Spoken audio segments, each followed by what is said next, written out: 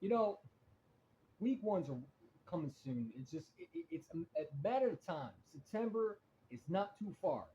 It's not. When you think about the talking that they've been doing, the way they act, hmm, just continue to do it. It only makes us more determined to whoop your ass even more.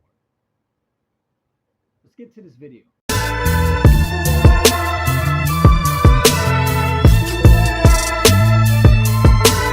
Who's next up? I say it's Fiend Beats.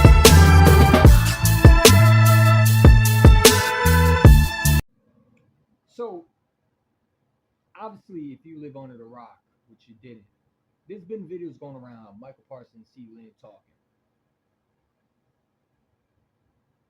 You know, I sit back and laugh because knowing damn well CeeDee Lamb hasn't really faced Quinyon Mitchell. And when he did, he got one catch for 6 yards. That's it. He plays mostly in the slot. But you got Cowboy fans, Cowboy contractors comparing him to my receiver and A.J. Brown, saying he would take him over. Okay, sure. Whatever. But this is not about Cowboy fans. It's about CeeDee Lamb and Michael Parsons. I'll deal with them later, like I always do. Week one is not even around the corner. And you just opened your mouth and talked about a corner.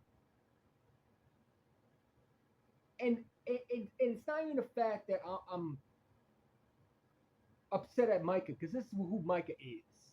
Okay, Micah doesn't know how to shut his mouth. He's so mature for his age. He goes on podcasts. He throws his quarterback under the bus. He throws his coaches under the bus. He throws everybody on the bus. He's out here talking to other rivals. And he can't even win a fucking playoff game. And his quarterback is 2-7. But he over there talking crazy. Like we didn't just win the bowl. Okay? Ever since George Pickens has been at Dallas Cowboy, these players they've done nothing but give the Eagles bulletin material to whoop their ass. Micah Parsons, you're the same one who clearly haven't learned your lesson because you and DeMarcus Lawrence were engaging. Let's go back in 2023, I think it was, when you had to come to Philly. You said that Jalen Hurts, quote, you would think you would learn your lesson. But no. You were the same clown that haven't learned your lesson. And these athletes don't know when to shut their mouths. And if I was a Cowboy fan, I'd be embarrassed that you even opened your mouth and said anything. Because we're not in the driver's seat to even talk shit to a team that is a Super Bowl champion that's going to have the banner dropped, and we have to go to Philly on the road, Thursday Night Football, and you open your mouth and saying stuff that you shouldn't be saying. Like, y'all just be saying what comes out your head without even thinking. Micah Parsons is a definition of a friend that you just cut loose. Because he don't know what good decisions is. The things that he does, it's immature. And he's supposed to be a leader.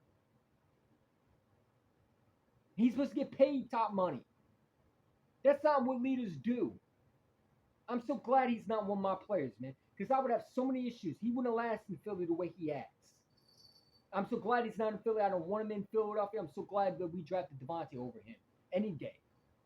Because that clown shit doesn't make sense. Talking out your ass week one before the season even start, saying that they said you're going to go to Guantanamo Bay. The Guantanamo Bay shit's dead. Why would you say that? Why would you say that?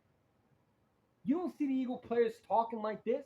Only Cowboy players who don't know when to shut their mouths talk like this. Because they have no awareness of what their athletes and professionals are supposed to look like. Jerry Jones allows this. Yet they're supposed to control a hothead who they traded for, George Pickens, and they're going to keep him in line. Come on, man. They can't even keep their players in line. You got the offensive lineman Booker. Talk about he's ready for Jalen Carter. He's about to put him in straight panic mode once he goes up against Jalen Carter. He better go after another defense tackle, because if he goes against Jalen Carter, it's night-night for him. And you got CeeDee Lamb saying his cap. He never been to Guantanamo Bay. Bro, you were locked down. You had 6 catches for one catch, man. Please go sit down, slot guru. That's all you is, a slot wide receiver. You never played outside. You're not on A.J. Brown's level. You're not a Justin Jefferson. You have more catches because you get targeted a lot. But you're not a number one guy. That's why they traded for Amari Cooper, because they needed a number one. That's why they traded for George Pickens, because you're not a number one guy.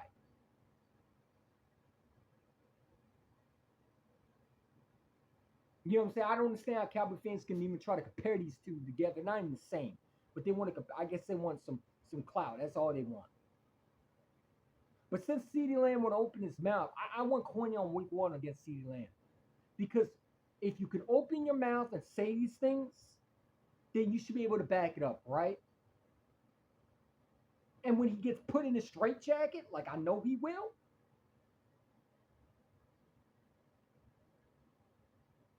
and get embarrassed on television, like I know he will, because when I see CeeDee Lamb go against guys like Jalen Ramsey, who shut him down, when I see him go against Marshawn Lattimore against the Saints and shut him down, when I see him go against guys that are elite corners, he can't do shit against them. And that's the truth. I want Quinyon on CeeDee Lamb after those comments. And I want no mercy. I hope Quinyon Mitchell talks all that shit on the field on him. Every time he drops a ball, every time he listen, it's not even week 1. I'm already pumped up. My buddy asked me yesterday, we were talking, do you want to go to the game? And I said, I'll go to the game. We could go to Xfinity Live. Where do you want to go? Let's get the tickets. Let's get the tickets. I would love nothing better to see the Dallas Cowboys getting embarrassed on television, watching their fans in the stadium get butt hurt. Get put on notice that they're not that team like they think they are. Because you got Cowboy fans thinking they're on their level, and they're not. They think they are, but they're not. Haven't been in the conference championship in 30 years. Never been in the Super Bowl since 95. That was the last time they won something. And they run around here like it's going to be sweet. Their players run around here and they act like Cowboy fans. Delusional, don't know when to shut their mouth, and talk stupid. But it's coming. Trust and believe it. We even got to training camp. So you can't imagine what these other Cowboy players are going to be saying. Just continue to add more bulletin material. So when we play y'all, it's going to get personal for y'all. And we're going to put y'all on blast. And we're going to send you a message that you're a little boy to us, man. You're not on a level like you think you is. And trust and believe it, they're going to be playing this clip for a while in the locker room. It's going to get played all day.